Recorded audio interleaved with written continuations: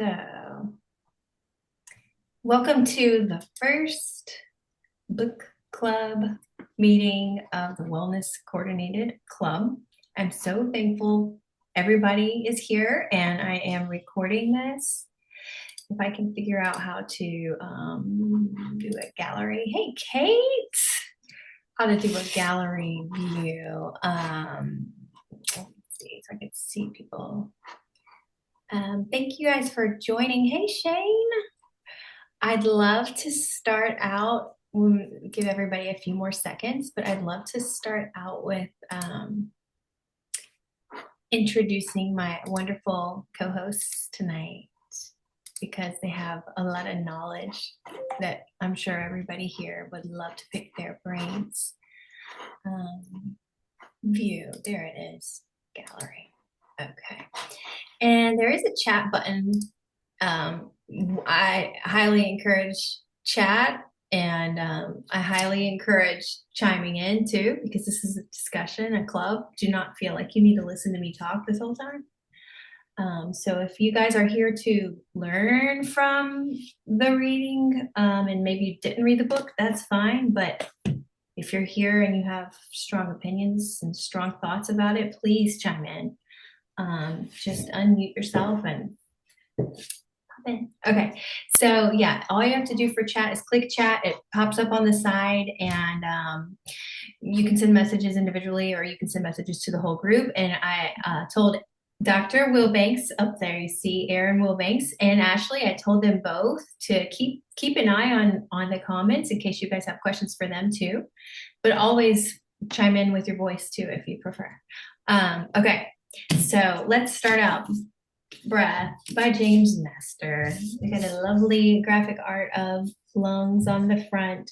I love this book so much because it's eye-opening and so practical, and I feel like there's not one person who can't benefit from this. It's such a critical point in human history where we're changing shape, and that's changing function. And there was even a mention in here about how for tens of thousands of years our ancestors changed, but they weren't, the developmental repercussions weren't apparent until now. So let's jump in. I love the very first page right after the title page. I'm just going to read it because it's so profound. It's ancient Chinese wisdom here. In transporting the breath, the inhalation must be full. When it is full, it has big capacity. When it has big capacity, it can be extended. When it is extended, it can penetrate downward. When it penetrates downward, it will become calmly settled. When it's calmly settled, it will be strong and firm. When it's strong and firm, it will germinate. When it germinates, it will grow. When it grows, it will retreat upward. When it retreats upward, it will reach the top of the head. The secret power of providence moves above, and the secret power of the earth moves below. He who follows this will live. He who acts against this will die. It's so simple and so complex at the same time. So breath is important. The Zhou dynasty was when the foundations of traditional Chinese medicine began to emerge, and that's when you see the shift towards these kind of thinking in medicine. It's a shift from shamanism to more of a systematic, organized approach to medicine, and that was between the years 1000 and 200 BC. So we're looking at 3,000 years of Chinese wisdom from that perspective of Chinese medicine. And I just really appreciate he opens the book with Chinese medicine, even though this book is not about Chinese medicine. It's such a good filter and a good view of life. And we meet the author, James Nestor. He chooses to introduce himself in a fit, right? Like he's doing this breathwork class with all these strange characters and strange personalities. And he's never done it before. And then all of a sudden he's in the middle of this guided breathwork that the teacher's doing. And we see him go through this episode where he just starts pouring out sweat, and he like seems to check out, and he's totally just having an outer body experience. And then he comes back and he's like, whoa, what was that? I got to write this book. So I love that he introduces us with this with such a powerful experience. And if anybody else has had a powerful experience with breath work, I would love to hear it. Because I honestly have never really tried any like anything complicated as far like I've never done breathwork classes or breathwork, I've never signed up for anything. So if you guys have any stories, please share. um, One reason he mentioned that he was doing it is because he had repeated pneumonia and wheezing. So I know that a lot of people deal with that. And one thing I wanted to say about it, since I've studied things, is that once you have pneumonia, you get over it, it doesn't mean it's gone. It can still be in your lungs and you carry it for your life. And then, you're still dealing with the actual virus that's in the lungs. So if it's going to help treat those things, it's a good tool to have if you've ever had pneumonia or bronchitis or any type of lung infections. So has anybody ever had an experience that has shifted the trajectory of their path? Like this guy, he walked into this like weird hippie breath class and it shifted his whole trajectory. It turned him into an author. Have you guys ever had like a health experience that totally blew your mind and made you go, oh, that? It's okay if you haven't. Think about it. And we get into the idea of breath being conscious versus breath being subconscious. So, Eastern medicine and Western medicine see breath as two completely opposite types of the spectrum when it comes to consciousness. So Eastern medicine looks at breath as being able to be regulated, to preserve your physical and your mental health. It gives you a higher plane. It allows you to access a higher plane of consciousness. And breath itself can be a powerful medicine. It's your access to spirit. It's a conscious choice in the Eastern perspective. And then you have the Western perspective, which is what we're more used to here in the States. And that is usually with the big label pulmonology, right? The study of the lungs, where the technique is not so important. It's more about getting, and I'm quoting from the book, get air in and let the body do the rest. So that's more subconscious. As long as we're breathing, we can go through our day. So there are two really opposing sides of the spectrum here when it comes to breath. Conscious, how can I use breath? And then subconscious, breath is just happening and I don't, it's an involuntary action. Thank goodness for that. But clearly one side allows us to utilize it in a deeper way.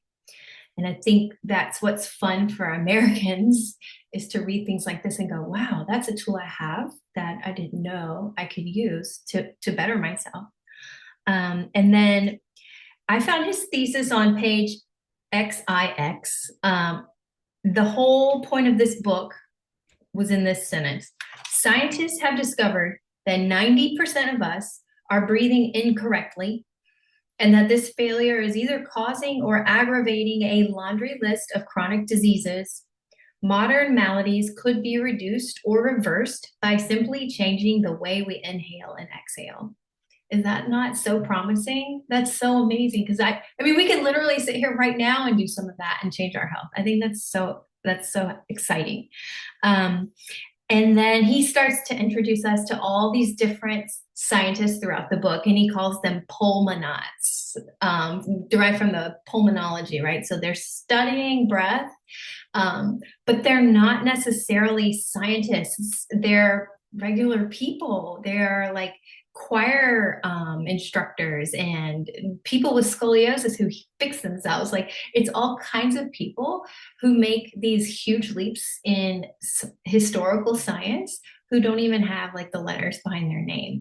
And I also thought that was so empowering because that means we can do that too. Like we can figure out what works for us and we can contribute to humanity in that way. Like these pioneers, these pulmonauts inspire us to do our own research safely to find the changes that we seek. Okay. His first chapter, experiment. So I'm going to read a quote from page 6 real quick. When mouths don't grow. Yeah. Okay, this one was really cool. When mouths don't grow wide enough, Ashley, I know, I know you're an Erin too. Yes. When mouths don't grow wide enough, the roof of the mouth tends to rise up instead of out, forming what's called a V shape or high arched palate. The upward growth impedes the development of the nasal cavity, shrinking it and disrupting the delicate structures in the nose. The reduced nasal space leads to obstruction and inhibits airflow. Overall, humans have the sad distinction of being the most plugged up species on Earth. So, I mean, it matters. Their experiment they did, the author James Nestor and his friend Olson, they did a 20-day experiment with 10 days of their nose plug and 10 days of their mouths taped. So you can imagine like the variety of results they would have from that. So if you're only mouth breathing for 10 days, what's going to happen? And if you're only nasal breathing for 10 days, what's going to happen? So obviously, if you guys read the book, you know how that turned out. If you didn't read the book, I'm sure you can guess kind of how that went. So you may have heard the term mouth breathing used colloquially these days because it is kind of an epidemic. And actually, what would your opinion be on why there are so many mouth breathers today? And, like, why is that a today thing? Totally. So it really goes back to what we can call like epigenetics now, is a term, but really kind of a simple way to assess it is our environment, right? We live in pollution. We are, whether we're in Charlotte or another city, we're just closer to each other. Even our farms aren't as spacious as they were.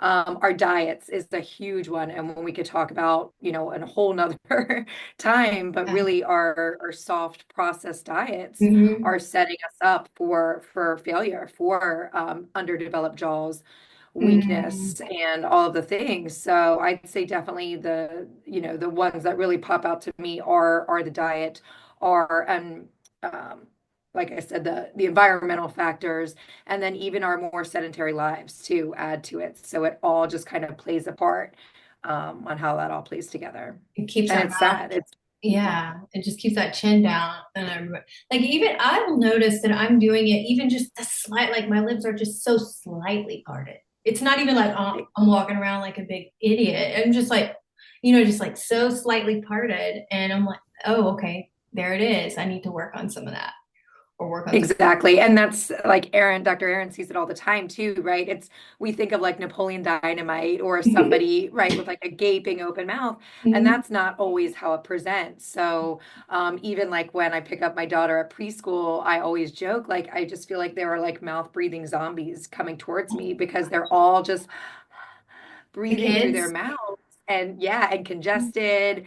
And you look around and everybody's like that.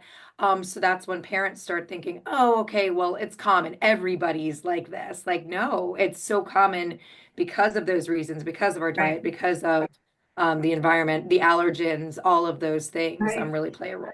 Yeah, and common doesn't mean correct, I unfortunately. will add into what's tough too is once you kind of get on this mouth breathing cycle, it becomes this like catch 22 of, you start mouth breathing because you're congested nasally, and then that mouth breathing actually makes the congestion worse. And so it's this like cycle that you have to interrupt and you have to, get to where you can nasal breathe because Right. without addressing it, the issues just progress. It is definitely a progressive disease. And so the earlier the better to intervene and adjust because the longer it progresses and gets harder to solve too. You're so right. That was honestly, I tried mouth taping just out of curiosity, and I noticed it helped my nasal congestion like Mm-hmm. overnight. I was like, oh my gosh, if I do this and I get a stuffed up nose, I'm going to suffocate. But it's actually the opposite. I taped it, and my nose figured it out. So thanks for bringing that up. By the Yeah. way, A lot of it's important, like the nasal hygiene too often gets overlooked. And so we talk about, different ways to clear the nose, You want it to be nice and open. Some people, yeah, love that nasal spray Ashley has. And even like we were talking about with skeletal development, a lot of these things, that's why it's so important to really reach those kids early on, because it's not impossible to address the jaw issue as an adult, but it's of course a lot more difficult. And so if we can really address these issues and early on while the skeleton's still developing, it will save a person so many health issues, dental issues, you name it, through the years. And so, like you mentioned, what's fascinating is that the roof of the mouth, that upper palate, is the floor of the nose. So if that palate is narrow, that nose is going to be narrow, and then it's hard to get oxygen through the nose. So That's awesome. You got to intervene. I'm gonna write that down. I mean, it's obvious, but it's like, why didn't I think of that? The roof of the mouth is the floor of the nose. Exactly. By the way, guys, this is Dr. Erin Wilbanks. She is a biological dentist here in the Charlotte area. LSU 2016, and then LSU School of Dentistry 2020. And then Erin, the organization that certified you is IAOMT, right? For Yes. biological. And then you're also certified for amalgam removal and Yes. like safe mercury filling removal. Yes. Okay, what did I miss? Because you are No, that's perfect. Okay. That's beautiful. If you guys need a reference for dentistry, this girl. And if you don't mind, Erin, maybe you could drop your IG handle in the chat. Oh yeah, of course. And Ashley too. Ashley is an orofacial myofunctional therapist here in Charlotte. And Ashley, you are a member of the American Dental Hygienists Association, the International Association of Airway Hygienists, the International Association of Orofacial Myology, and certified orofacial myologist. Is that right? Is that everything? Unmute. Yep, sorry about that. Yeah, girl. Yeah, I'm on track for the COM certification. I am a member of Airway Circle, but yeah, that pretty much sums up. I'm originally a dental hygienist. I'm still a dental hygienist. That's why Dr. Erin and I speak very commonly the same language as far as the dental, and then that led me to the path to specialize in myofunctional therapy. Myofunctional therapy being, how would you define that? Pretty simply, physical therapy for the head, neck, and jaws. I work with clients to basically get their muscles to work for them and not against them. A lot of us have these maladaptive behaviors. We do a lot of nasal hygiene. That's a big part of what I do. So getting that nasal cavity to work. So getting the nasal passages open, and then getting the muscles of the cheeks, the tongue, the lips to all work together when they need to, and then separately when they need to. So I help with snoring, sleep apnea, clenching, grinding, tongue ties, behavior issues, bedwetting. The gamut's pretty wide, and all really comes back to the airway, which is what Dr. and Erin and I and the book Breath are also passionate about. That's awesome. Myology, is that the correct term? Myology or myofunctional therapy? Yeah, either. Yeah. It seems like it's not ever talked about. And this book, it's like the whole point of this book, right? It's like a spotlight for something, and everybody stands to benefit, especially the kiddos. And I love on your IG that we get to watch you do all these things with your daughter, who's 4, right? Yeah, she'll be 4, and she was definitely what kind of led me to specialize in myofunctional therapy. So seeing issues that she's had, working through that, you kind of go through your own journey of, oh gosh, I can't breathe as well either, and really just kind of unlocking a variety of things that we can really change holistically, and by just letting our body, by retraining it and kind of automating that approach and the habits to how it's supposed to work properly. Have you found with her that the body actually wants to do these things naturally? 100%. And like just an example of that is that nasal spray that I showed you guys, that clear. So it's XLEAR. So it's saline plus xylitol, which is antimicrobial. With the clear, I recommend morning and night. So you make it as part of your nasal hygiene routine. We always talk about oral hygiene, Mm. brushing our teeth, flossing, all the things, but nasal hygiene. So my daughter automatically knows we brush her teeth, we do her nasal spray, and we do her chapstick. That's just always part of the routine. Flossing occasionally as well. She's 4, so getting more into that. And what I think is so interesting is my clients are like, oh my gosh, how do you get your 4-year-old to do that? There's no way. But Leighton actually will, she's 4, so she's finicky, that's fine. But she'll actually lean in for the second spray. It's like she knows that it's helping her body. So it is not an issue at all. You can feel it, your body knows that it's working better. So that's kind of a small example that can demonstrate that. That's amazing. And for people who aren't people who are fully formed, I mean, Yep.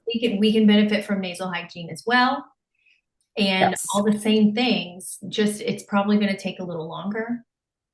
Not necessarily. That goes back to what Dr. Erin was talking about, though. Structurally, it's not impossible to change adults, and I work with kids and adults. But we need to make sure that the structure and the function can align. So that's where it can be a little bit more difficult as far as the adults are concerned, because then there's usually something structurally, which Dr. Erin can talk to. Yeah, it's, when we're growing and our skeleton is developing, if you get that soft tissue, that tongue and all the muscles to function properly, that function helps with that jaw development, helps with the skeleton side of things. Okay. And, our tongue is our natural palate expander. And so if we don't have that tongue pressing up on the palate, it's not, putting that force on the suture, and it will cause issues with the skeleton. So, as an adult, obviously, our jaws are fully formed. So you have to kind of look at the skeleton and the soft tissue. So some people have a nice skeleton, everything is nice and open from the skeletal front, but then they still have muscle function issues. So then you just work on that muscle function with someone like Ashley. Mm-hmm. Sometimes, if we're really, really narrow skeletally, we might have to do some additional types of expansion, jaw expansion, before you can really successfully do some of the function work. Okay. And then it made me think when you said that the tongue is a palate expander and tongue ties are a hot topic. You see that a lot in your chair, like people who have tongue ties, that's what's under the tongue, holding it down to the floor. I don't know the technical term, but like. Yeah, and tongue ties aren't always like super obvious. Like, sometimes it's more posterior than, a lot of people know, okay, the tip of my tongue should be behind my teeth on the palate, but it's also the back of the tongue too, really needs to be able to go all the way up. And so sometimes, though, even if there's not a physical tongue tie, like an actual restriction, you can still have low tongue muscle tone. And so just habitually having that tongue just sit really low, and it's a matter of having to like regain strength and relearn like how it's supposed to function. So sometimes, even though there's not a tie, things can kind of present like there's a tie if there's just not enough strength on the tongue. That's so interesting. I've never Exactly. that. And I was going to say too, as you said, tongue tie, being such a hot topic, we all have that frenum underneath our tongue. We actually have 7 frena in the mouth. We have 1 under the tongue, yep, 2 with the lips, and then 4 a cheek. But with the Oh. low tongue posture that Dr. Erin was talking about is, a lot of my clients don't have tongue tie releases. That's not what we're working towards, and that's not what we need. It's just retraining the muscle to get it to sit up there properly. And if it is suctioned up to the roof of the mouth, you actually can't breathe through your mouth. I love doing this with clients. If you guys want, you're welcome to try it. But what you can do is first, let's click our tongue. So like everybody wants to, feel free. So when you click, then you're going to hold it, and that's your suction. And it can take practice, so don't worry if you can't get it yet, but you want to suction and then try and breathe through your mouth with your suction. You shouldn't be able to if your suction's strong and where it needs to be. But if your tongue is not suctioned up, you can just breathe through your mouth. So having that tongue up is key. Is that does that happen naturally when we sleep if your posture is correct? If your oral resting posture is correct, you should be able to open the mouth, and the tongue will be like this. It's fascinating. Okay. And you can see that with babies too. If they have correct Mm. oral resting posture, you can open their little mouths and their sweet little Oh, tongues should be suctioned up there. It's really cute. so like if people are drooling a lot in their sleep, that's a sign of weak tongue tone or poor oral posture. Yep, exactly. And it can be caught like um, related with, the lip tone because the lips, soft Mm, tissues plays a big part of it as well. Our okay. cheeks. So usually it's not, I would say, and maybe Dr. Erin, I don't know if you'd agree or not. Usually it's not just one thing. Usually they're kind of, they kind of play off each other. Yeah, they all work together. That lip seal too can be an issue if those lips fall open. That's kind of Danielle, like what you mentioned of sometimes like if you notice, oh my goodness, my lips are open. Sometimes people may not be breathing through their mouth, but still have an open mouth posture. So kind of like our proper posture should be tongue suctioned up, like Ashley was saying, teeth slightly apart. So your teeth should never be touching unless you're chewing. And then the lips together, breathing through the nose. And especially, I'll say for the clenchers and grinders, I know somebody, Christine, put in here with the clenching and grinding. What Dr. Erin just said is so important, making sure when we have that proper oral rest posture with the tongue up, we do want a little bit of space. We don't want the teeth touching against each other. When we're resting properly, there should be a little bit of space in between. And that goes back to this TMJ issue, right? Like with clenching. That plays a big part. Yep. Okay, because as you guys know, I do thermography, and this one is so common on people. Right here, it lights up, and usually there will be one side more than the other. It's not always symmetrical, but it's so common, and everybody's like, "Oh yeah, I have TMJ." Well, we read about that in the book too. It has everything to do with how our bottom jaws have shifted back, right, and we've lost space. There was a really interesting rundown of uh, the ancestors and how like the larynx formed and we could start talking all of a sudden. So the fact that we had to our larynx had to descend it to accommodate vocal communication, it helped it caused our tongue to like slip back and push the jaw forward or something. But I just thought that was really interesting. And to think that all these years later, our jaws we've been reproducing with the accommodation to be able to talk. And that's changing the shape of everything that humans evolved to be. And so now we have these more like narrow, like when you see those alien drawings, like they have these big brains and these tiny little mouths, and like literally going from that small brain, like monkey head, to those alien heads, we're like right here in the middle on our way. It's hard not to Yeah, I mean, think about how like most of us don't have room for our wisdom teeth anymore. totally. It's like we just are having smaller and smaller jaws. I don't know if anyone's seen that kind of classic exaggerated diagram. Not everyone looks this way, but you'll see pictures of people who grow up mouth breathing and then people who grow up nasal breathing. And the mouth breathers have this really long, Mhm. more narrow face versus, whenever you're a nasal breather, you have more defined, symmetrical, wide jaws. Mhm. It affects the whole anatomy, The just how whole we breathe. anatomy. I thought it was really cool to read about how chewing, and you guys can probably speak to this too, how chewing actually creates bone. It stimulates the cells to produce more bone inside your head. And like, I mean, I guess that's from top to bottom, right? Like from the nasal area down to like your teeth and your jaw, just everything. And I think that that's probably a big player too. Ashley, you talked about soft foods, and there was a term in the book, he called them farm fed faces. So like in the 1800s, we started seeing more agriculture. And then that's when you start seeing the teeth really start crowding and then cavities. And then you start seeing that, like you were just saying, that elongated face rather than the wide protrusion. So it's um it's highly correlated to agriculture too, not just us learning how to use vocal communication and our brains getting bigger, but also the fact that we're not spending time chewing. The whole chapter dedicated to chewing, and I thought that was honestly the best chapter because that is something we can absolutely control. I mean, we can chew gum. Actually, I'd like to contribute an example. My son, and you guys, please chime in on this. My son, who's 8, has a personality where he's always moving and just real kind of fidgety. He's not like it's not like a classified ADD thing, but he's very fidgety and he's always like clearing his throat or clicking his tongue. It's always in his mouth. Ashley's probably like, yep, check, check. Here are all my warning signs. I need to come see him. But I got him a pack of gum for the first time in his life last week, and it totally chilled him out. And he could chew on the gum, and all of a sudden he wasn't clearing his throat. I didn't have to remind him to breathe. I'm always reminding him, just breathe, baby, breathe, because he'll take these really shallow breaths.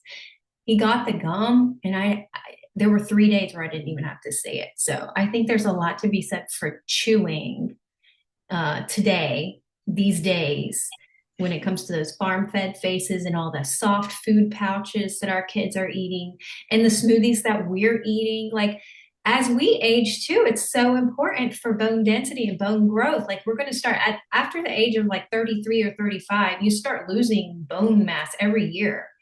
So if we can prevent that from happening in our face, we see how important these bones in our face are as far as breath.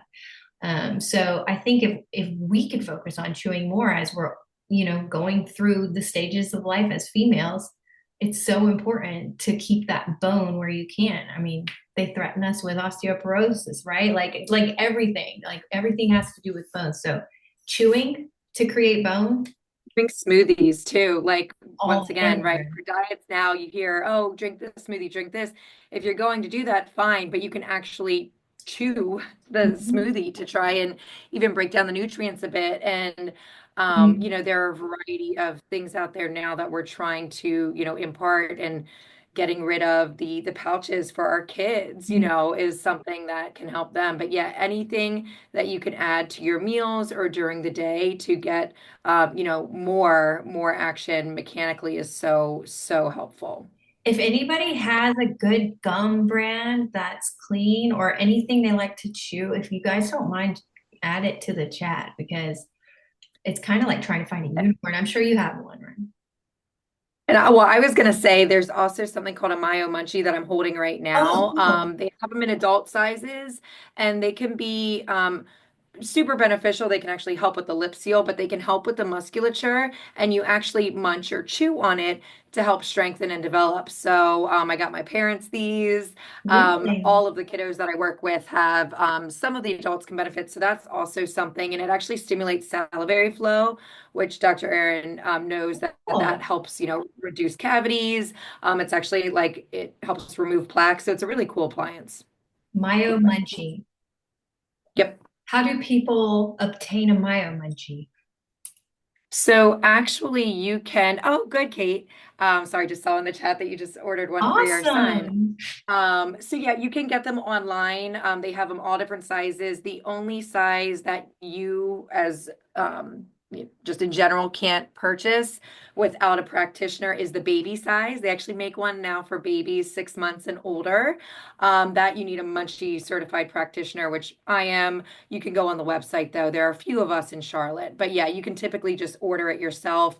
Okay. And yeah, it's a really good tool. So I'm excited, Kate. You'll have That's to keep us posted amazing. on your son. Yeah. So it's not even gum. Like, you don't have to worry about sugar. You don't have to worry about Mhm. chemicals. So that's wonderful. Mhm. Do you, how long should someone spend chewing a Myo Munchie daily? It's all different. Like for the little kiddos, I really Okay. just get them to keep it in their mouth and just get a good lip seal. And then for Mhm. adults and kids, you kind of like work up with the time. So it can be 1 minute, it can be 20 minutes. Usually, I would say in the beginning with my clenchers and grinders and myself personally, I just hold it passively. I don't chew in the beginning until things are a little bit more stable as far as the musculature personally. Okay. I absolutely have to have one of those. So, thank you for bringing that up. um, the I want to get back to the whole chewing concept and how it changed our face. In the book, the impact of soft food and what's the big deal. So it makes our faces more narrow. And that was a common theme that came up in the book is the lengthening and narrowing of the faces. Why is that so important when it comes to breath? So soft food leading to narrow faces leads to crooked teeth because there's just not as much space for your teeth. Leads to snoring, which leads to, and also stuffy noses. And then that leads to people getting surgery or taking pills or, using those over the counter sprays religiously. And then you're just stuck. You're stuck in the system because you can't come off of those because if you did, you wouldn't be able to breathe. So I love this whole idea of approaching breath from a chewing standpoint. And I don't think in a normal conversation, you typically link breathing, which I always think lungs, to your mouth, right? It's so cool because it gives us so much more that we can actually do to improve breath. Um, there was this oxymoron of progress with agriculture, right? Like, oh wow, we can farm and have all this food. The oxymoron there of progress actually equaling digression as far as human form and function. So I wanted to point that out about the book. I like that he brought that up. And there was a statistic in there that said 75% of people have a deviated septum. Has anybody ever dealt with that? I mean, yeah. Joni, have you ever had to like have anything done or is there any way you manage it or you just know about it?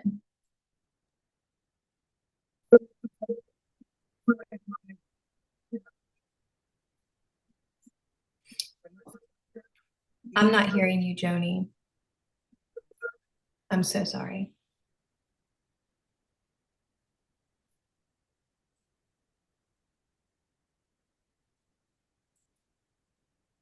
Still nothing. Do you mind typing it to us, Joni? I'm sorry to ask you. I want to hear. Um, but I know while you're typing, a lot of people, especially younger people who go in for nose surgery, they reference the deviated septum. And usually, oftentimes, it's cosmetic, their reasoning, but then the doctor comes out saying you have a deviated septum, which honestly is kind of like after reading that statistic, yeah, who's not going to have a deviated septum? So I think we have to be really careful as we approach these deviated septums and the cosmetic surgeries because of all those intricate nose not bones, what do they call them? Nasal concha. Right, Erin? Yeah, that's good. There's a lot of delicate tissue in there that's filtering our air. It's warming the air and moistening the air and purifying all the air. And that's the whole point of nasal breathing, right? That doesn't happen in the mouth. All those things. And there's so many, like the turbinates that he talked about. When you breathe the air in, it your nose transforms it. It's not the same thing as getting a gulp of air through your mouth, right?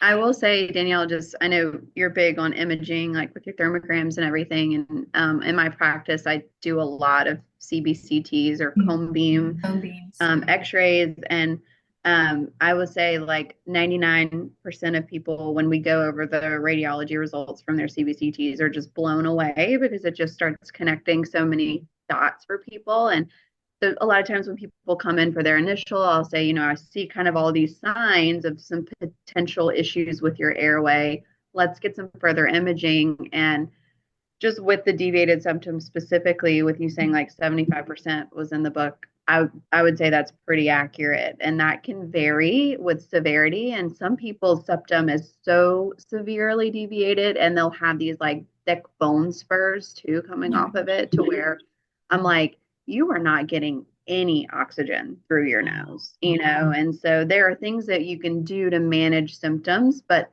sometimes surgical intervention can be the best way to fully address the root cause. Okay. Obviously, everyone is different, but it's just really fascinating to like see with the imaging exactly what's going on. So in those cone beams, you're seeing the septum and you're seeing how it's affecting the soft tissue around it and like the airway sizes and things like that, right? Yeah, 100%. That is so amazing. And we can actually measure the airway and see how big it is and where it's narrow and what's impacting that and it's just really mind blowing. Cone beams are amazing tools. And Mhm. I- typically you have to find a biological dentist if you want one of those, right?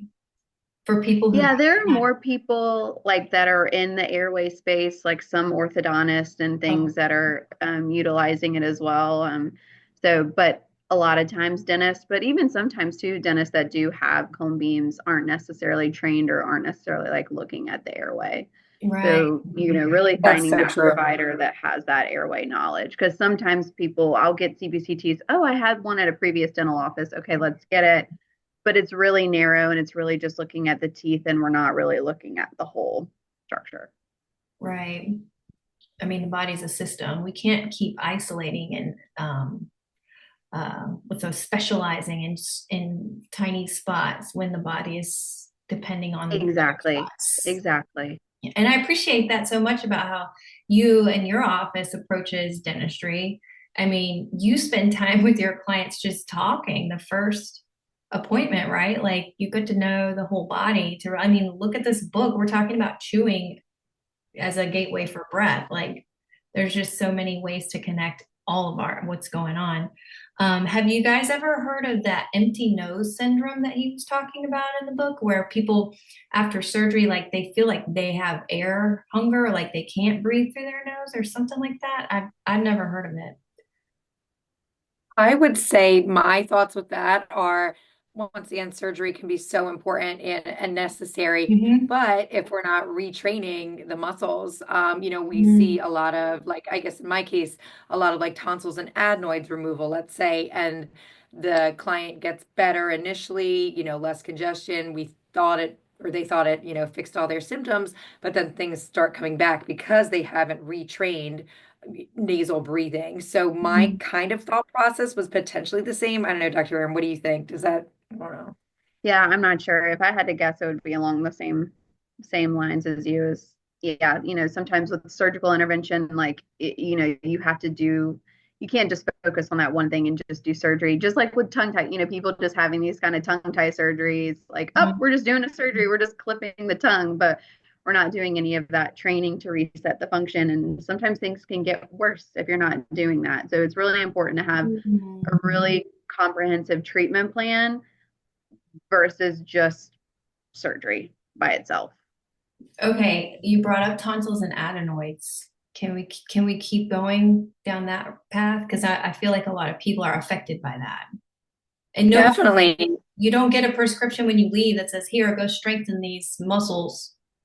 Just good luck, Exactly. no? And that's why I get so frustrated, with Mhm. that because I definitely believe surgery when indicated 100%, Mhm. but we're not supporting our patients and our clients from like a whole body perspective. So really what I do, what Dr. Aaron does, is such collaborative care. So it takes a team. It takes the biologic dentist that has that amazing CBCT that starts to lay the breadcrumbs about the airway. And it takes a whole team of providers. It takes an ENT, potentially looking back to the deviated septum, but looking at those tonsils and adenoids, if we're just, removing that, without fixing the function, we see the same things just circle back. You're back on that hamster wheel, like, okay, well, I got better for 3 months, but now what's happening. I'm actually had a few clients referred by an ENT in the area, which is still pretty surprising because they're usually not quite as on board with the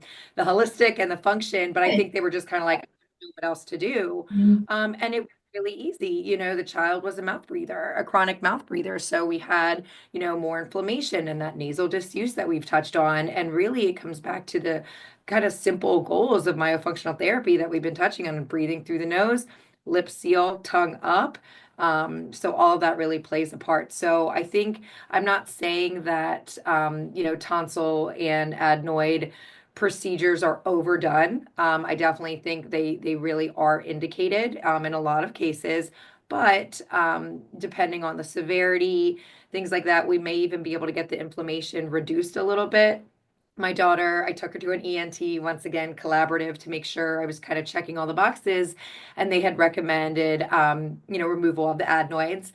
And I said, okay, thank you for your information. But she's actually, that was right before she got her palate expander. And now there's at least one amazing study that's out, published, showing that expansion at a young age can help reduce the inflammation of the tonsils and the adenoids because it's creating more space. And it's brilliant. So I have a cone beam from her, originally baseline, and we can see some inflammation of the adenoids there as well. So now she has the expander. My goal is, when the expander is done, I'll probably have another cone beam taken.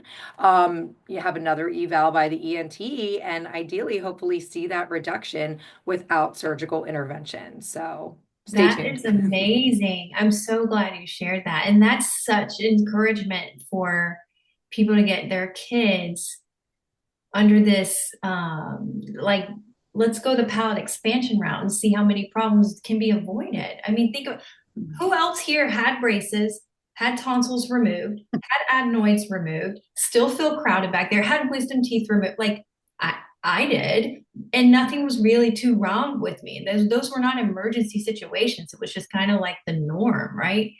This is a huge, like you said, there is a time and a place for surgery, absolutely. But also we're seeing it so much more when it sounds like if we intervene young enough, we really don't have to go that route as often as we're doing. So I think that's really inspiring. And I'm so thankful that you have shared that journey. And it makes me wish I started sooner with my son, who's 8, because I've been reading now. It's like, oh, by the time they're 9, it's pretty much set.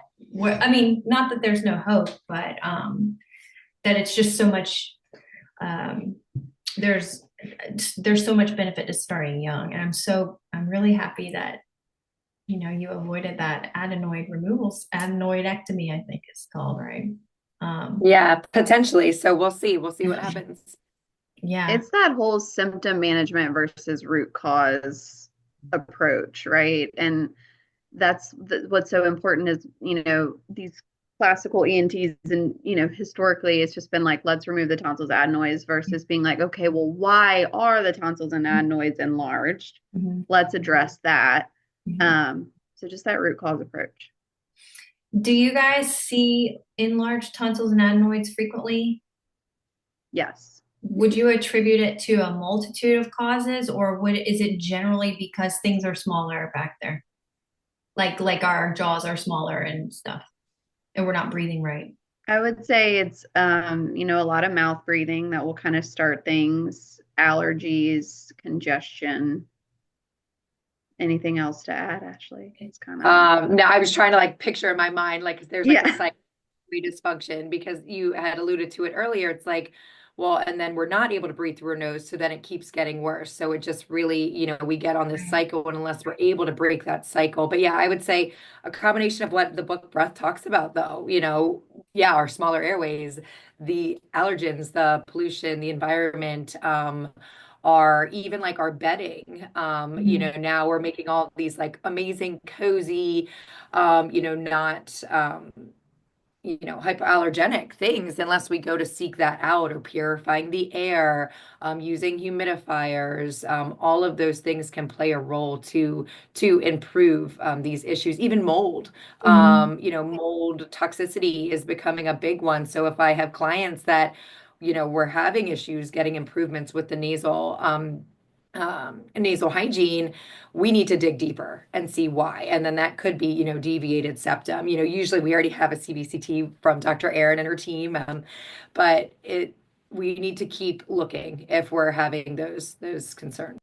I'm so glad you guys were here to bring up the concept of nasal hygiene, because I feel like I read a lot, but I've literally never heard that term, nasal hygiene, and it makes so much Yeah, sense. it makes perfect sense. And even my husband had, he's like, gosh, Ashley, we really haven't been sick that much this year. And like Mhm. my daughter, she doesn't look like that snotty kid. Mhm. She has a better lip seal, and, the body can do so much more now. So it really is, but for all ages, like I treat families, kids, adults. And that's the first thing. Absolute. Like, let's get you on a saline spray. Like I said, I do love the clear one because it has that antimicrobial, but it just helps we want to make it easier for the nose to work, because we're going against all of these things, these outside factors. So if we can make it easier for the nose to work, so that way we don't keep defaulting to our mouth breathing. It makes perfect sense. Yeah, nasal hygiene.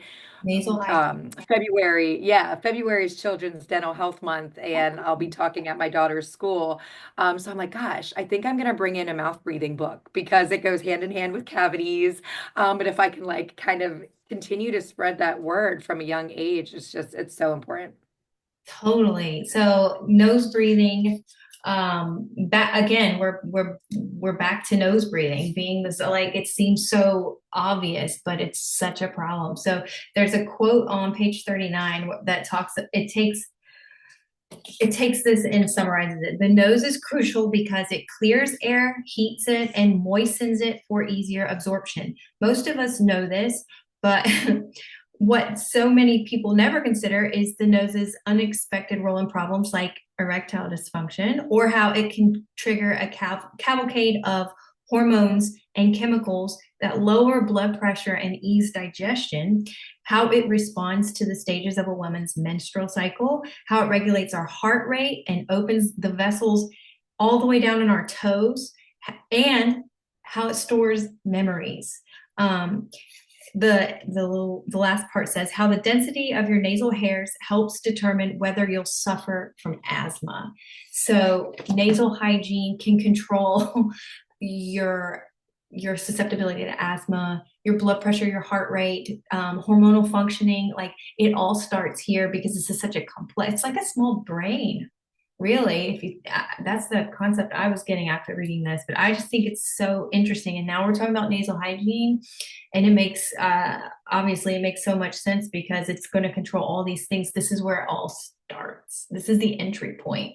Even in Chinese medicine, this is how you connect to heaven, like, is through air. And if you're not getting that, you're not connected to your spirit. It's so interesting.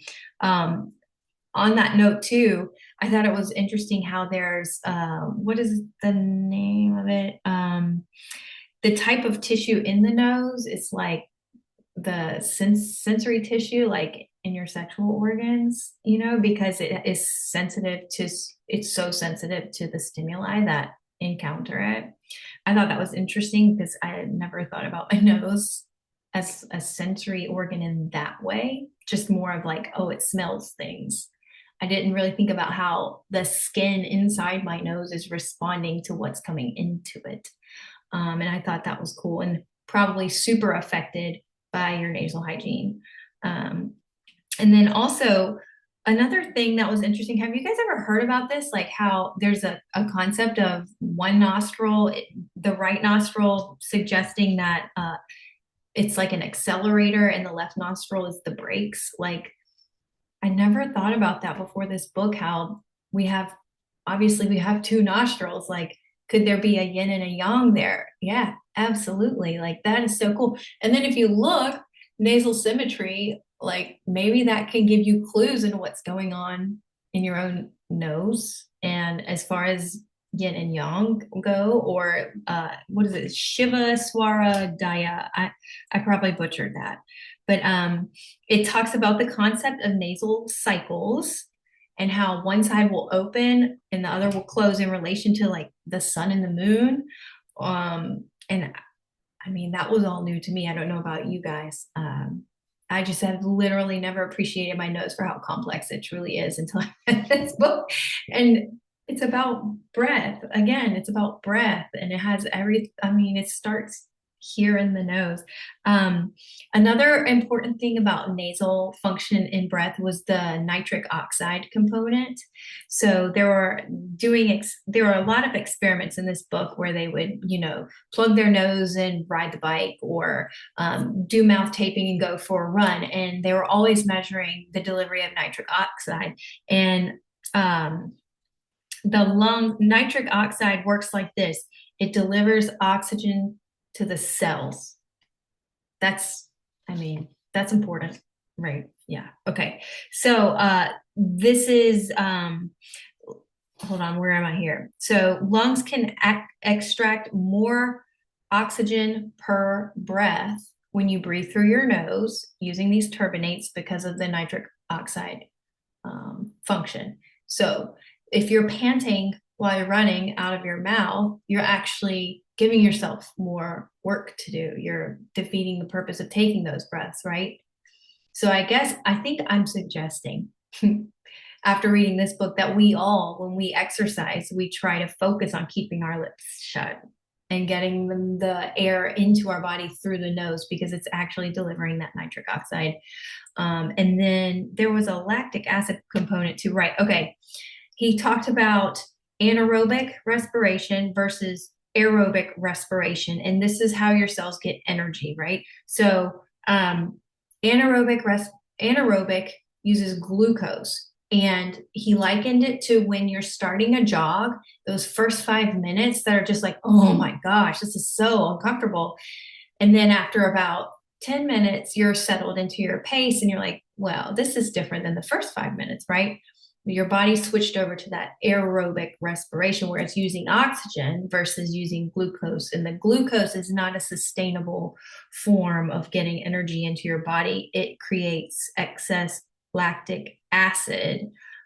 So it's inefficient. It's like that. I think he talked about it as being one of those big, heavy muscle cars that guzzles gas and has a lot of pollution. Like it still works, but the goal is to use aerobic as your source. And the reason that he even brought it up is because it has everything to do with our long faces now and how we're not able to as effectively use aerobic respiration, and then that whole component of nitric oxide being lost on that. So we really need to focus on breathing here when we're stressed, like physically stressed, like exercise.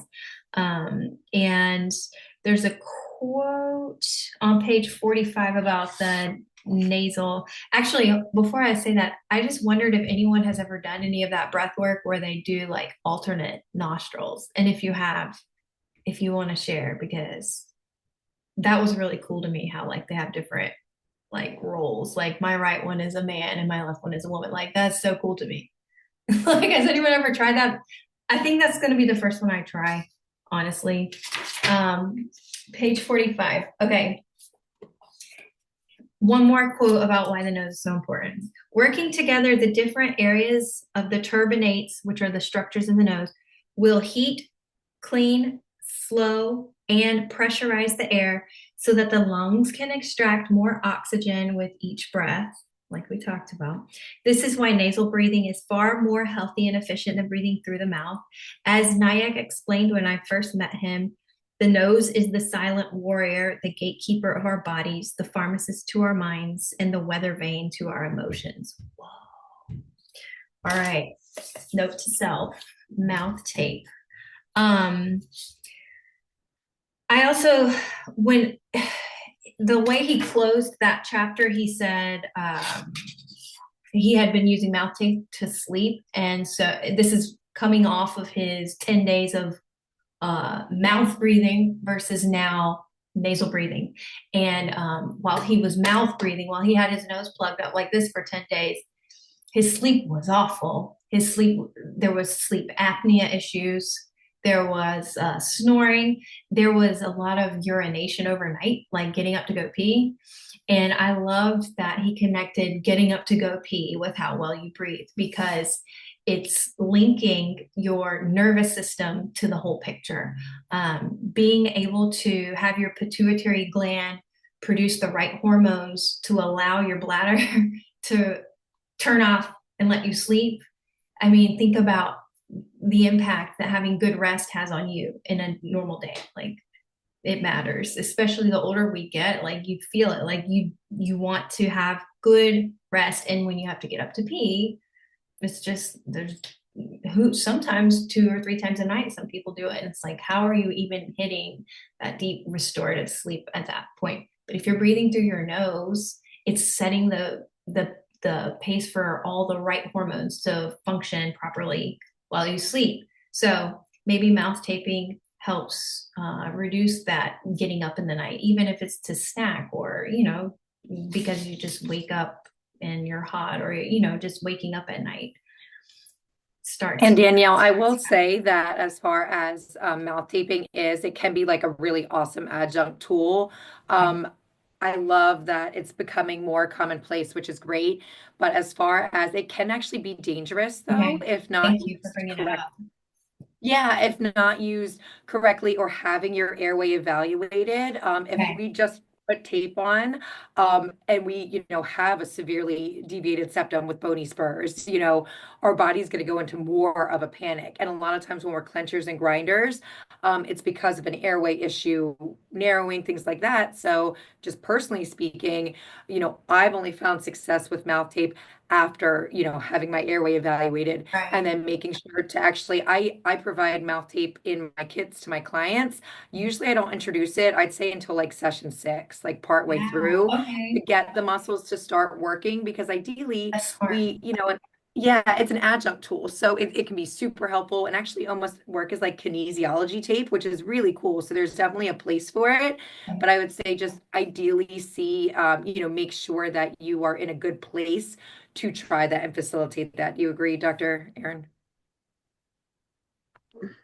Sorry, I wouldn't unmute. A lot of times people ask me about it. I'm like, let's get the imaging first. And then we get the imaging and their nasal passages are wrecked and their airway is tiny. And so it's like, well, we really need to get a sleep study to know what's going on because, if someone, sleep disorder breathing is a spectrum. And if you have full blown sleep apnea and you're just trying to tape your mouth shut and your nasal system is wrecked as well, you're going to be causing your body so much harm. So it's not a one size fits all. I wish it was, but so ideally kind of getting everything evaluated first just to make sure it's safe. You can do actually, I don't know if you ever recommend this to people to just kind of practice doing like a 3 minute tape test or like a test where you put water in your mouth or something and you basically just put a timer to ensure like you are able to fully breathe through your nose for 3 solid minutes before you're even like Oh. remotely. And so I actually do Yeah. that when clients come in. That's 100% kids, adults. I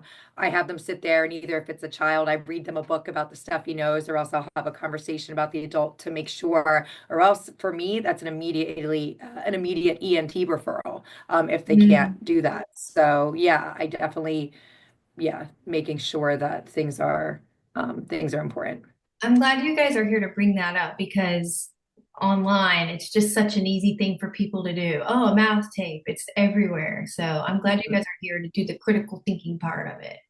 We Yeah, like Ashley said, it's a great tool. I mean, I use it every single night. I feel naked without it. And but it's just so person to person dependent. And really the type of tape, you just want it to be gentle. This is the tape that I've been using too that okay. Ashley has. Most of it is really just preference. There's so many different tapes out there on the market. Trying to stay away from those funky adhesives, and ideally something that's still going to have some type of ventilation to where if you need to get oxygen through your mouth, then that you can. That's Yeah, smart. the hostage tape became really popular. I don't know if you guys know that brand, Hostage, and it's hostage tape, but that can be really, I really never thought worrisome. about it. Hostage. Yeah, especially if we don't have that cone beam and the, imaging. Like the VO, I like this one because you can do it up vertically. So this goes above and then this straight across and then below. So like Dr. Aaron said, you're able to get some movement if necessary. And Danielle, I read your comment too. Just medical tape is great. That's what I used to give in my kits, just like a 3M brand. And actually, I just do a little vertical strip again, not across. Once again, it can be preference, but I found that most effective.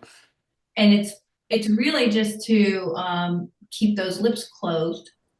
Like the rest To is not support them, important. ideally, because your orbicularis oris and all of the different muscles in your face should actually be doing that. So, like, I Right. actually usually mouth tape anymore, which is great. Cool. I kind of ebb and flow, but because I've done so much myo and things like that, my tongue is up and my lips are closed. So it can definitely be, a good time and place and kind of adjunct tool similar to that, like Myo Munchie. Like ideally, we would be chewing our food and all of these Mhm, things, mhm. but we don't live in a perfect world. So that's kind of how I use it.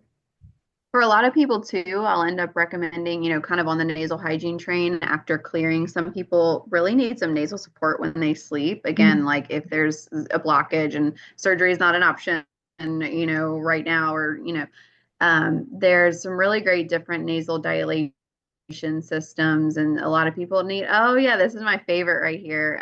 This brand called Intake. It's really, really amazing. It's magnetic. I've seen it. My patients, including my fiance, are just the biggest fans. My fiance, the first time he's had a lot of like nasal surgeries as a kid, a lot of like falls and cauterizations and stuff. And first time he put on the intake band, got a massive headache right here because he was literally never used to getting that much oxygen Oh through my to his brain.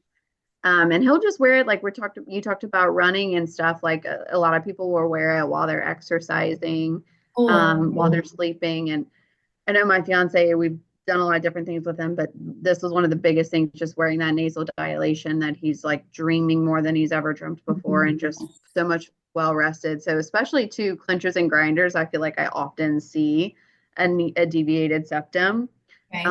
and people waking up with headaches and stuff. And I feel like just from doing some nasal dilation to open the nose so that we can breathe through the nose at night really, really helps a lot of that as far as like symptom reduction goes, just That's getting an that oxygen. amazing suggestion. He doesn't talk about those in the book.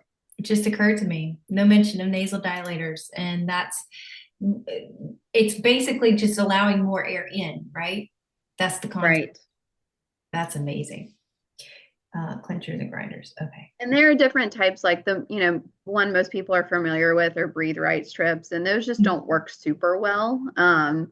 They're, kind of the lowest grade. There's others that are inserts, so like more rigid inserts that will kind of go in. Like there's a brand called Mute that's pretty popular.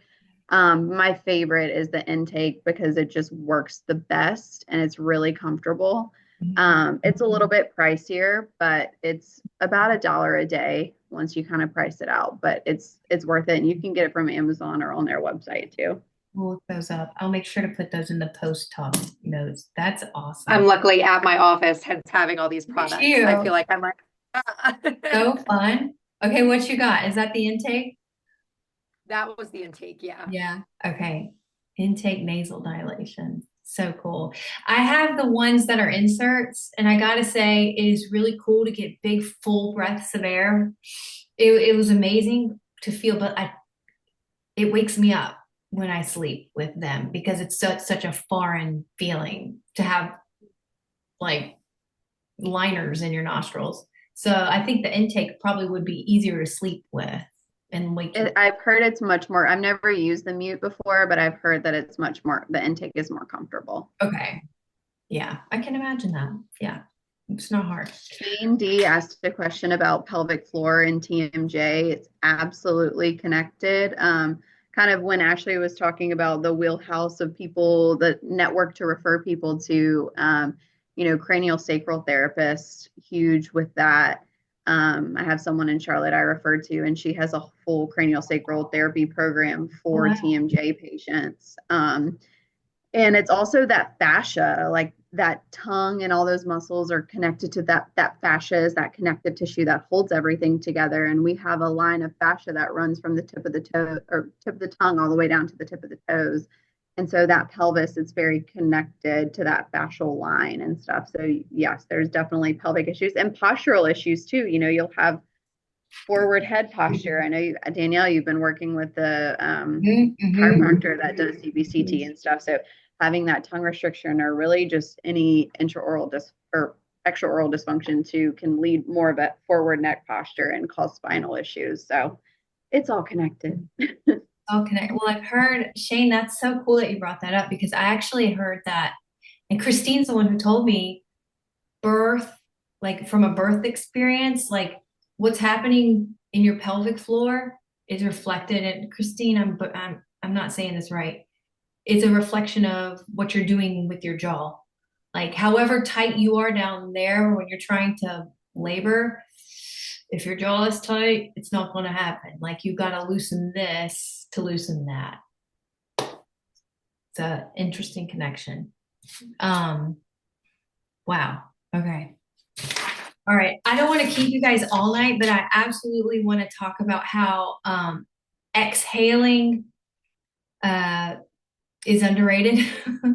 And I learned a lot about the role carbon dioxide, CO2, plays in our just overall health too. And I never thought about how important it is for our body and our blood to maintain a level of CO2. If you guys don't mind switching gears that quick. I thought it was interesting because CO2 is actually what loosens the hemoglobin, which carries the oxygen. So if you don't have CO2 in your system to loosen it, you can't really deliver the oxygen to the cells. So there has to be a balance, which when you inhale oxygen and you're exhaling CO2, like you have to have some of both for everything to work. And I love how he connected this to anxiety, and how people who have anxiety they're like averse to having CO2 in their blood. So they don't exhale. Like they're just, and then they just take these tiny exhales enough to get them through the next breath. And so like, it's a subconscious way to manage or to like empower the anxiety. It's how the anxiety comes in and takes over. So on the flip side of that coin, we can leverage CO2 in healing anxiety, right? Like we can do breath work where we're training there's one in the back in the appendix where it's talking about breathing out for a certain length of time and then only taking a small amount in and then breathing out and then a small amount in. So you're getting the CO2 gas level higher gradually in your system. And I mean, you cannot full on do that with anxiety or else you'll go into a panic attack. It's a process. But there was that one example of the girl called SM. They didn't give her full name, but she was like born with an amygdala malformation. So she couldn't be afraid of things. Like there was somebody who like kidnapped her and she was like, where are we going? And it's like, it's funny to think about, but think about how that would endanger your chances of survival. Like we need fear to help guide us. And then, so they did all these experiments on her and tried to figure out, well, why can't we make her afraid of anything? And then the one thing they found that made her afraid was they blasted some CO2 into her. And then her body went, oh my God. And so CO2, it's this regulator for our fear response. It's a regulator for anxiety. And it's so important to make sure we're exhaling as much as we're inhaling. Like you all hear, take a deep breath, like slow down, take a deep breath. Yeah, of course. There's that parasympathetic nervous, all those nerves are in the bottom of the lungs. So you can't even access that relaxing feeling unless you do take a deep breath. But it's equally as important to breathe out and to know that you're doing it in a balanced way, because CO2 equals O2 as far as importance, right? Like I thought that was so cool. And just so, I mean, I personally deal with anxiety. I mean, we all do to some extent. And you guys who see my Instagram and being kidney season and everything, like Ashley, I know you know, anxiety is what's paired with kidneys. And I think it's so appropriate this time of year to talk about that and just know that if we can adopt some of these free, easy breath, and they're in the back of this book, in the appendix, if you guys got that far, there, when you read through these, read through some of these little breath work exercises he gives, it's so doable. They're so doable. It's just, I think we all, honestly, I think we don't do it enough because we don't prioritize it. We don't give it the time. Like we all have 30 other things we could do. Why would we sit here and breathe? Like I'm not getting anything done if I'm just breathing. We have to change that perspective. We have to realize we're getting everything done if we're just breathing. Like that is actually what's going to equip us. So I had to say my biggest takeaway from this book was that anxiety connection, because it's so rampant and everybody's on meds for it. And then we're not getting deeper breaths and we're not fixing any of this to get deeper breaths. And it's just like a system. Actually, I drew it. What is it? Okay, yeah. Anxiety leads to over breathing, which leads to more anxiety, which leads to over breathing. So like it's like double Dutch. When are you going to jump in and jump out, right?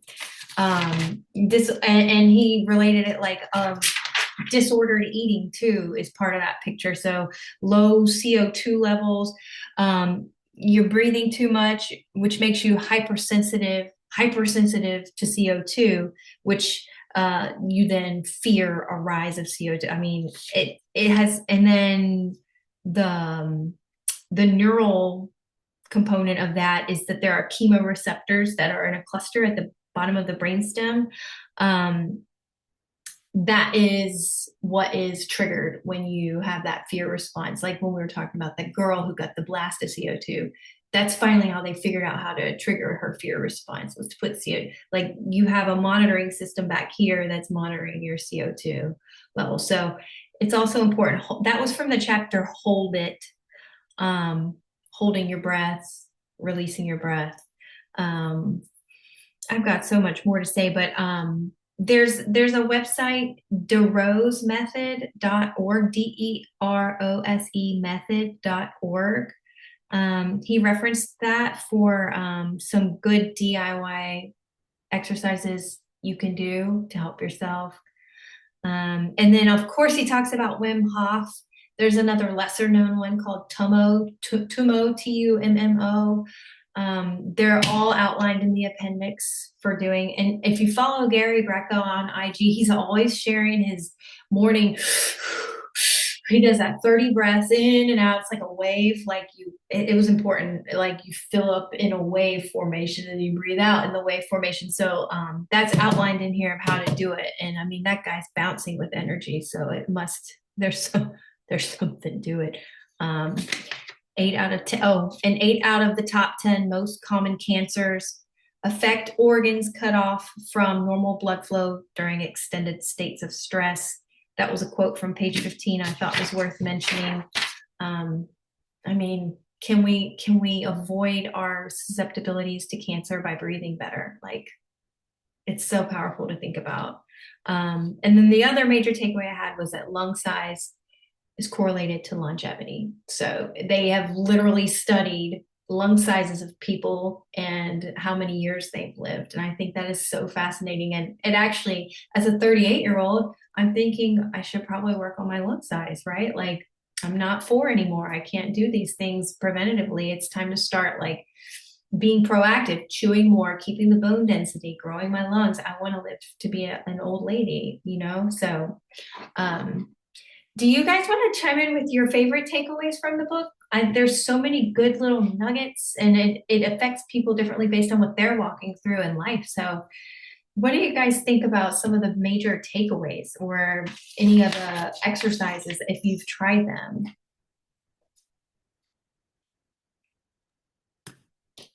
So I always think kind of what you were just talking about there recently is the, exhaling for longer. So I work a lot with some Buteyko breathing methods with my clients, and a lot of times I'll do like a 4-7-8. So it's 4 in through the nose, hold for 7, and then 8 out. I can't remember if he talks about that in this book. I don't think the 4-7-8 is in the appendix. It is in the appendix. Okay, there you go. And he talked about it being hard. Yeah, it is, because we need that longer exhale. But going back to that, nation of over breathing, that 5.5 kind of inhale and exhale is what we should be aiming for. Right. And it's so fascinating because I don't know about in your dental school, Dr. Erin, but even I'm an instructor at the community college here for hygiene, and we teach that normal respiration is 12 to 20 breaths per minute. Okay. And like every time I reread this book, I just like want to, change the curriculum in our schoolings and say, no, like if we're respirating 18, breaths in a minute, that's too much. And we really need to. So I always get like really like pumped up and fired up when I read this book again about that. I'm like, no, we need less breaths. So that's always just a fun take. Is it 5? Is it 5 breaths per minute? Is that what I think it's 5.5 5.5 breaths per minute? Yeah, I'm pretty sure, right? Yeah. Think about those anxiety ridden people who are exhaling for half a second instead of Yep. 5.5 seconds.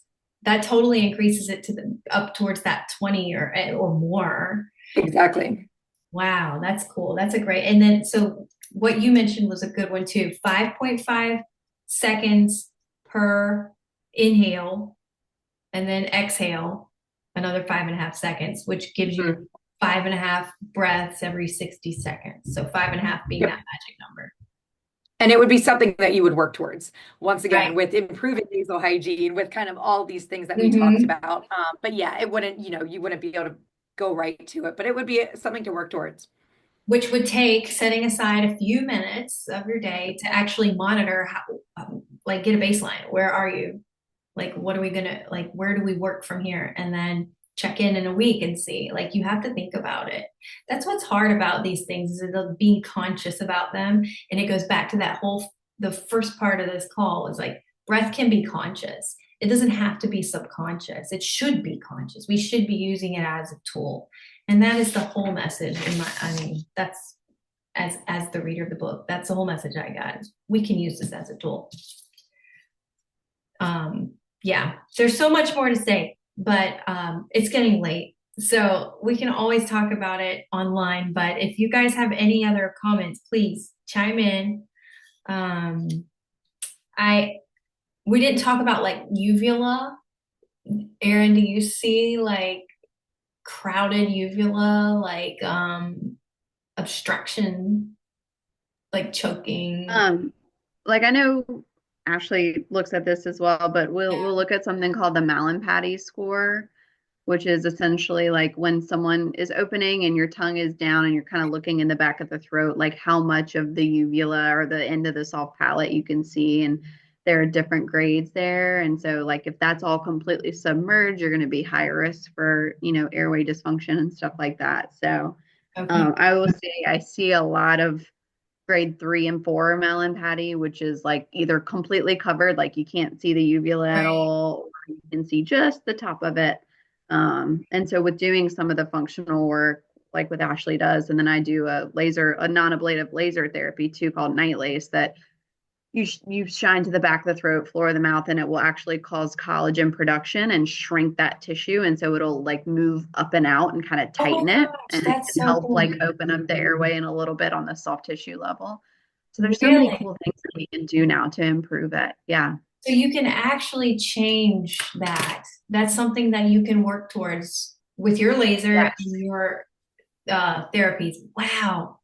Yeah. I Yeah. did it on my fiance recently. He's like, I always make him come in and do it. And even just after the first session, it's just a game changer as far as like just sleep quality and just feeling so much more well rested. And with the laser therapy, and even with myofunctional therapy too, like once you complete your therapy, it's still something you always have to work on, right? Like these things aren't there forever. So even with the laser therapy, there's like a maintenance session you have to do like once every year or so to maintain everything. But it's pretty cool what we can do to improve. I didn't know that was an option. I think that's amazing. I'm going to tell everybody. That's so cool, Erin. Thanks for bringing that up. I love it.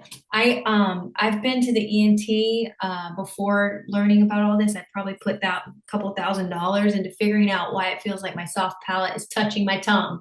I can't breathe at night. I feel like I'm choking on my soft tissue back there. I must have a tumor, right? Google says I have cancer in my nasopharyngeal cavity. No. So it's just really awesome to know that you guys can help people open that up. It's really a soft tissue issue, and we can do stuff about it. 100%. Yep. Awesome. All right, so we're ready to schedule with both of you. And do you guys mind if people message you on IG? No, not at all. Is that a good way? Fine. Yeah. Okay. Good way. And they're both in there, right? I didn't even check. We put, yep. Hold on. Make sure. If you guys don't have them, I will send them to you personally. Yep, you guys both put them in there. Awesome. Okay. I just want to say thank you, everybody, for spending your time. It's valuable. And I really enjoyed reading this book in a community sense and being able to talk to some people who could have contributed to the writing of this book. You guys' insight and your knowledge is invaluable. Thank you for volunteering your time to be part of this discussion too. Of course. Thanks so much, Danielle. I love that this was your book of choice because it's just such an important book It is and so it's just very foundational for what we do. And so I'm just more than happy to be here. I scream this stuff from the rooftops. Like I want people to nerd out and geek out about this stuff. So the yes, more people who know about it, the better. yes. And Totally. I second that. Yeah. if y'all don't follow them already, their accounts are super educational. They are always sharing golden nuggets and things that we can do to help. So amazing free resources. Thank you guys so much for always being so giving with what you've learned and what works for you. And if you guys need to continue the conversation online, you know where to find us. I could read this book 5 times and pick something new out of it every time. So thank you guys so much for being here. Thank you. Thank you, Danielle. All right, guys, I look forward to the next one. Hope everybody has a great day. And if you start doing some breath work, let me know how it works, okay? All right. Thank you so much. Bye, Thank you. guys. Thank you. Thanks for joining.